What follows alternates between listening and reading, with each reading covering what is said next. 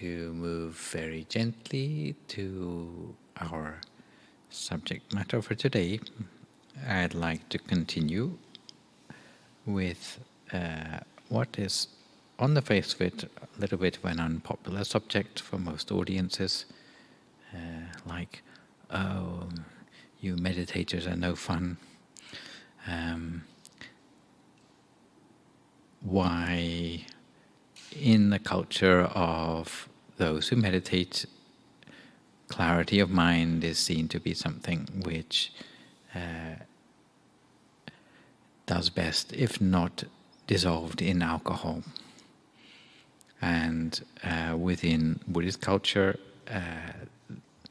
the ideal is to avoid drinking alcohol or using non-medicinal drugs or even smoking, because somehow it detracts from clarity of mind, all that good work that we put into our meditation. It's a shame to ruin it by taking substances which compromise that clarity in some way.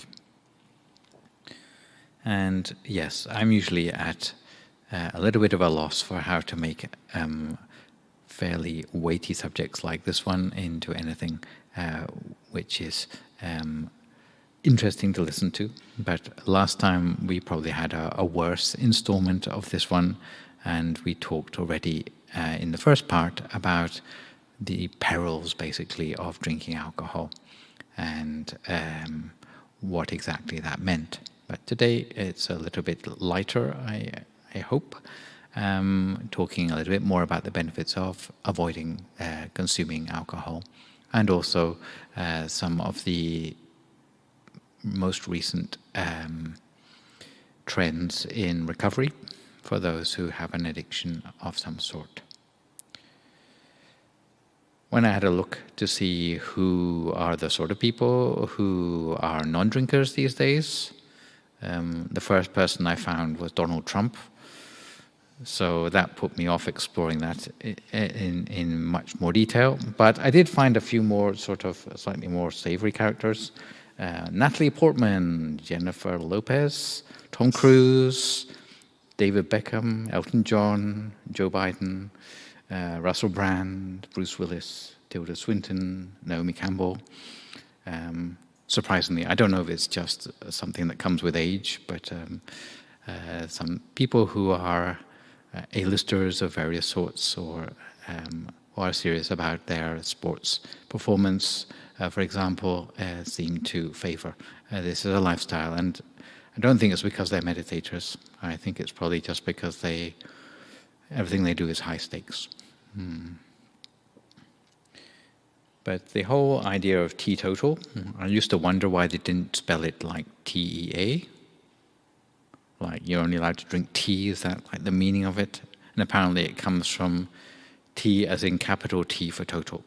Because in the old days they used to have like just alcohol in moderation, and it was like sort of none at all. They do it with a capital T. So it used to be teetotal. That's where that word came from. But within the culture of meditation, not drinking at all is said to have several qualities, especially helpful if you are thinking to go far in your meditation. Omniscience sounds a bit far-fetched, perhaps. You know about everything in detail. And apparently you know about the past, you know about the future, and you know about the present. Yes, and you have mindfulness in all situations, a very reliable conscience. You have a sense of not being reckless, freedom from enemies, respect from others, and happiness ultimately.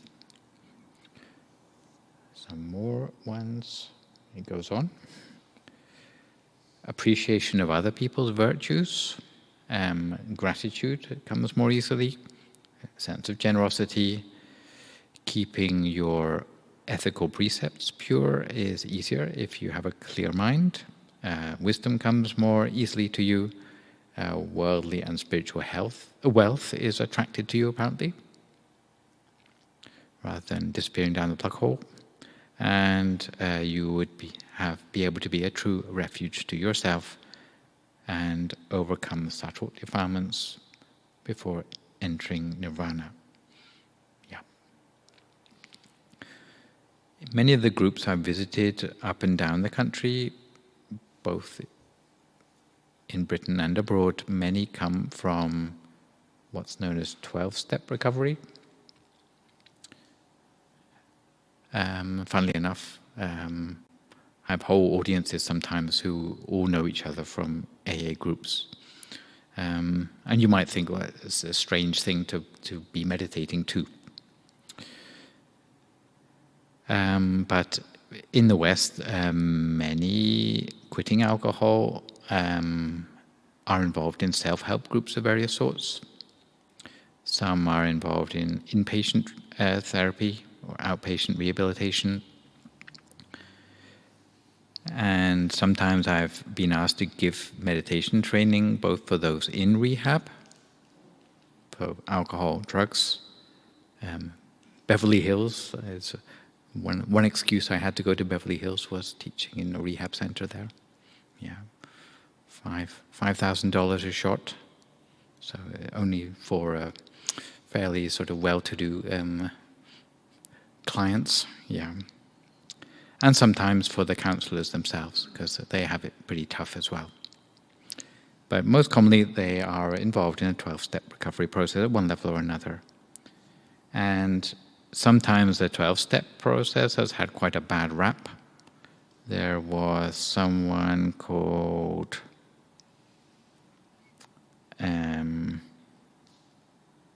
Charlie Sheen, who had a bit of a rant recently and claimed that 12-step has only about 5% success rate.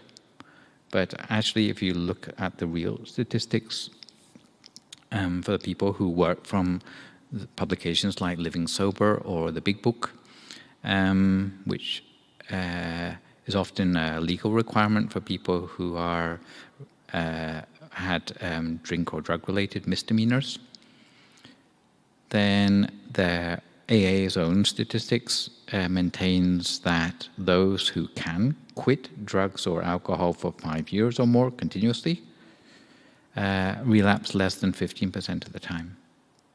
Pretty good, right? And independent research, so it's not from the AA, said that relapse rate may be a little bit higher, probably about 40 to 60%. So still a lot better than the 5% I was saying before. But one thing which sort of has a link between recovery and things like meditation and even Buddhism is that often the whole process requires something almost quasi-spiritual from people to bolster their sort of determination to go through the whole process.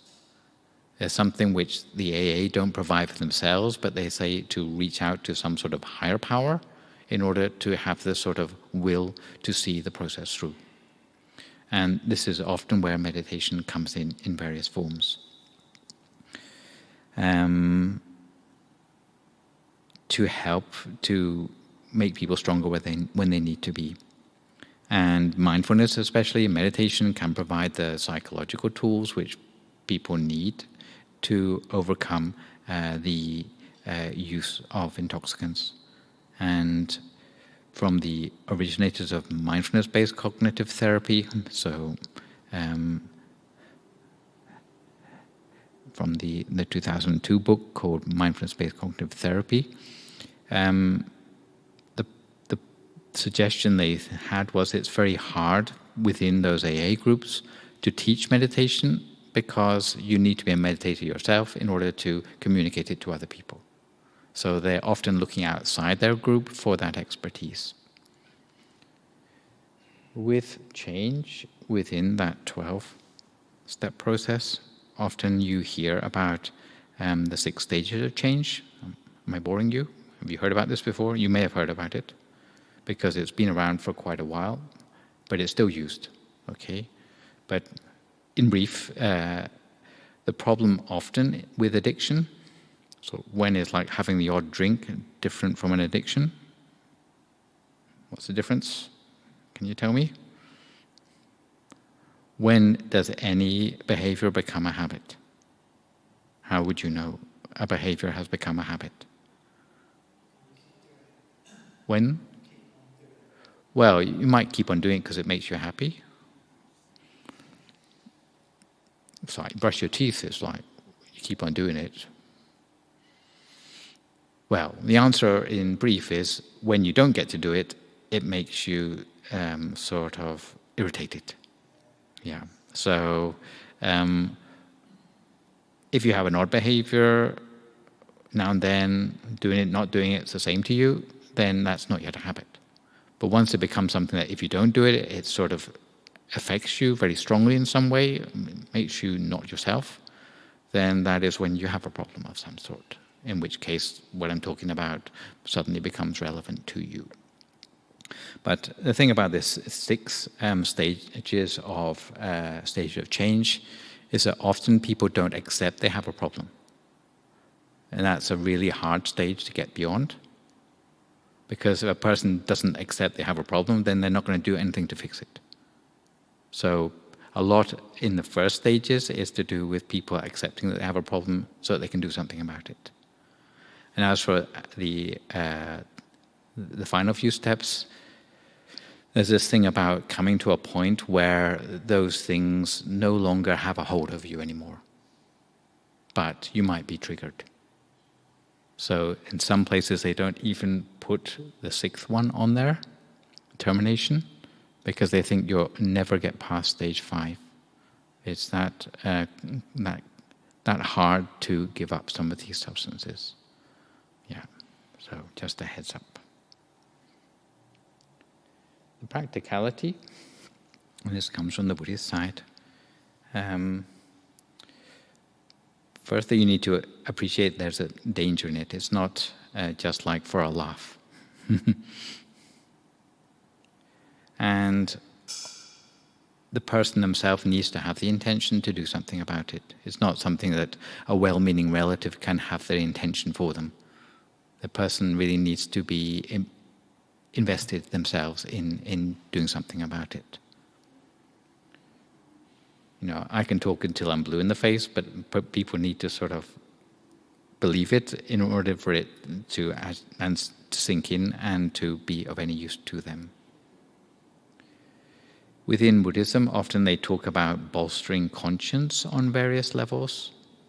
So when you are confronted by something which is tempting to you, often you try to be patient in order to avoid caving to urges which you have to go back to the sort of behaviors which you're trying to avoid. So putting up with things, not giving in to your urges, generally that's a fairly sort of quite a hard struggle for people. But at the first level, often it's talked about using the full extent of your patience in order to not give in to those urges. There may come a point, however, where the patience is not enough, and Buddhists often suggest you take one step back from it and you think about the other people whose lives you are affecting. So, although for yourself you may not care very much about whether you go back to square one again, but out of respect for those around you, maybe that would be a more powerful influence on your conscience. So you take one step back and instead of patience, engage with respect.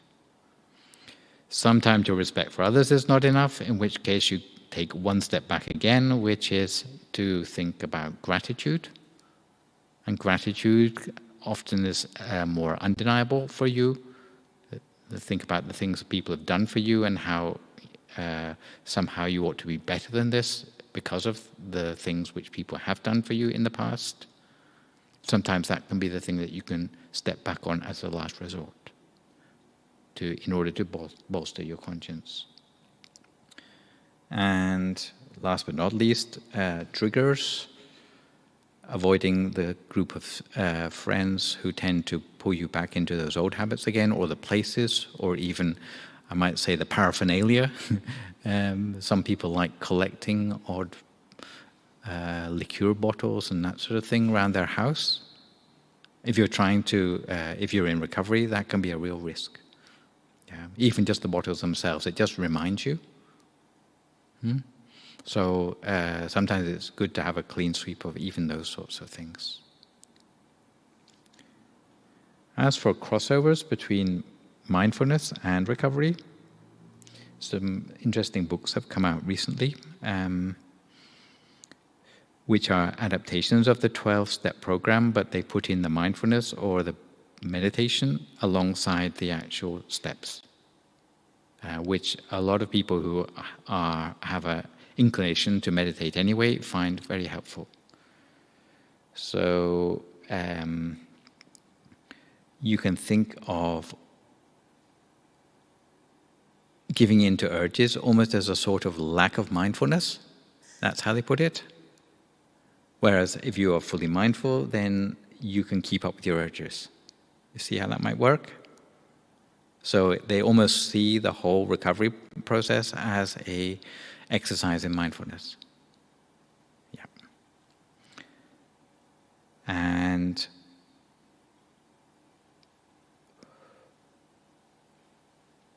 addiction they almost see as a form of forgetfulness. Another approach, so that one was Bien and Bien, husband-wife team. Another approach, this one from Noah Levine, has been to frame recovery in terms of suffering. Four Noble Truths, I think you've had that from Venerable Pisit on some Thursday nights. Four Noble Truths, suffering, origin of suffering, end of suffering, and the path to the end of suffering. Some of you have heard that. Well, they frame the whole recovery in that, how can you get out of suffering, basically. And the Eightfold Path in this particular case is pretty much a condensation of the 12 stages. Yeah?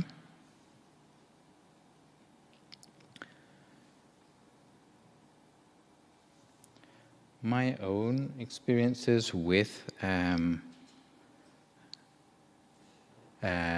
trying to overcome various sorts of alcohol or tobacco-related involvement actually goes back to, in the history of our organization, to about the golden years of 2004 or so. They did a lot of campaigning for giving up alcohol. So I did this partly in Thailand. So I had a great time with an interreligious sort of contingent down in the south of Thailand, where they would round up all the alcohol from everyone's houses, pour it away, smash the bottles, and then crush up the bottles in safety sacks before throwing them away. Yeah.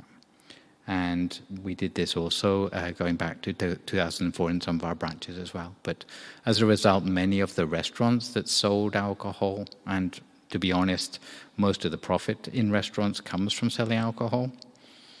If you just sell food alone, it's pretty hard to break even.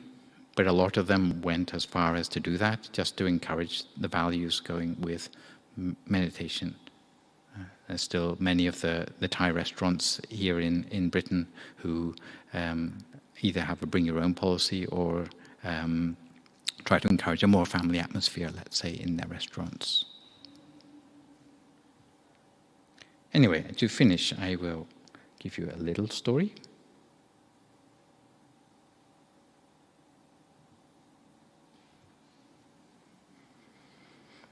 And it's a story about monks with mental powers. Have you heard of some mental powers originating as a result of meditation? Well, you had omniscience just now.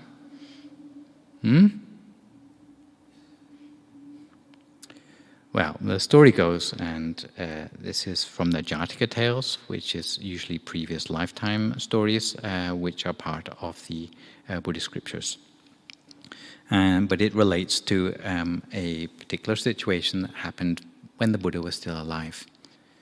And amongst the number of his monks, there were some monks who had not quite become enlightened yet, but seeing as they were doing very well in their meditation, they had come across some mental attainments which gave them certain powers of mind. So really enlightenment is the mental power we're most interested in, but sometimes there are some good, cool things you can do along the way as a result of your mental powers and focus. Yeah? And the Buddha was going through a particular area which was known as Paddavatika. And as he was coming into that area, a lot of the travelers coming in the opposite direction warned the Buddha and the monks, don't go any further in that direction because there's a really dangerous serpent that lives down that direction. And the serpent was very destructive and antagonistic towards anyone that came within its range. But the Buddha ignored their advice and he made a beeline for where the serpent was in case he could do something to sort of alleviate the situation. So the monastic community set up a camp in the forest not very far from where the serpent was located, and they delegated one particular monk who had lots of mental powers, and his name was Mr. Sāgata. His name was Sāgata. And he went very close to where the serpent was living and made a mat out of straw and sat in meditation to wait for when the serpent would appear. And the serpent couldn't stand the sight of a monk meditating nearby. So he thought he would try it on with the monk. So first of all, the serpent came and he breathed smoke all over the monk. And the monk sort of used his mental powers to deflect the smoke. Yeah. So have you got to that stage yet in your meditation? Maybe waft the smoke away. Okay. So the serpent upped the ante, and this time he breathed fire over the monk. But the monk did the same thing. He deflected the fire back at the serpent until the serpent became too hot and bothered to continue. At which point it became a much more sort of amenable to being talked to. And then the monk taught the serpent to calm down his aggression and to engage with meditation more and this sort of thing. And the serpent gave up the idea of attacking people with its smoke and fire from that time onwards. And the main thing about this story is that the monk returned sort of victorious, as it were, to the company of monks, and the word got around that, ooh, this monk must be really courageous and well established in their meditation, because he's managed to stop this serpent that has been bothering the whole community for so long, you know, and all the people were very grateful to the monk. And generally, as the people wanted to show their gratitude in some way, they wanted to offer something special to show their gratitude to the monk for helping them to have more safety. And there was a certain group of monks who were not quite so well behaved, a group of 6 of them. And they whispered in the ears of these grateful householders that maybe a great idea would be to offer some white alcohol to the monk, because normally monks don't get to have alcohol like that. So it'd be a real sort of delicacy. And the people said, we never heard of that before. Now we've heard it from you, then maybe we'll try that. So as the monk was going around with his alms bowl in the morning, the Venerable Sāgata with all his magical powers and so on, the people all started putting alcohol in his alms bowl, and it all gets mixed up. Yeah? In one black bowl, you got all the food in there, and if half it's now alcohol as well, then it all soaks into the food. So to cut a long story short, after sitting down to have his food that day, then the Venerable Sāgata became firstly very sleepy and then less and less in control of himself. And as he was making his way back to his temple, he fell down in the street and just sort of fell asleep face down in the street. And the other monks returning from their alms round found him in the street, and sort of one on either side took him back to the temple. At which point the Buddha also arrived and asked, well, what has happened to this monk? And they arranged him so that he had his head pointing towards the Buddha because he couldn't stand up anymore. But the moment he was, they let him free again, he turned around so his feet were pointing towards the Buddha. So this is probably the origin of why we don't point our feet towards the Buddha statue. And the Buddha said something like, who was the monk who was so powerful before that he could subdue this dangerous serpent? And they said, oh, we believe it was this monk. And how about now? Does he even have the power anymore to overcome a water snake? And they said, no, we don't think he does have that power anymore, especially when he is being sort of rather rude in the way that he's even lying in the presence of the Buddha. So from that time on, the Buddha actually laid down the rule that although monks generally accept anything they're given, but if it's alcohol, they may no longer accept it, because from a monk who was outstanding in his mental powers, he lost everything he had and became just a sort of a complete mess. So this is something on the perils which alcohol can do to those, even those who have made quite big advances in their meditation. So please beware. To finish off with today, for those who are new to meditation, I would like to encourage you to remember how you've meditated today and try to meditate a little at home each day if you can as well, to build up the habit. If it can be a daily habit, sitting for about maybe 20 minutes a day to meditate to start off with, maybe in the morning, or maybe last thing at night, or maybe in your lunch hour if you have a stressful job, then that would be a good way to establish a sense of a continuity in your meditation practice and see that progress.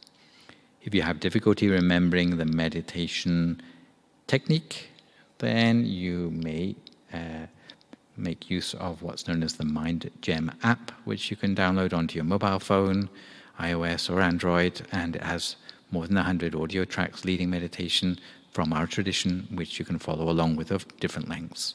So you can set a timer for your meditation actually in the app and sit for a length of time that's suitable for you. Here in the meditation center, we have classes every Tuesday and Thursday evening at the moment. The only difference between the Tuesday and Thursday evenings is that the meditations on a Thursday are a little bit longer, up to 45 minutes. And those are also posted online, so you can find them on the YouTube channel of the temple as well, for those who want to catch up on any episodes which you have missed. Coming up on the 23rd of October, we have the biggest ceremony of the year for our temple, which we hope this year will gather together about 400 people, back to full strength again after the pandemic. Last year we had about 200, even with the pandemic still sort of around. So this year we hope to be back to full steam ahead.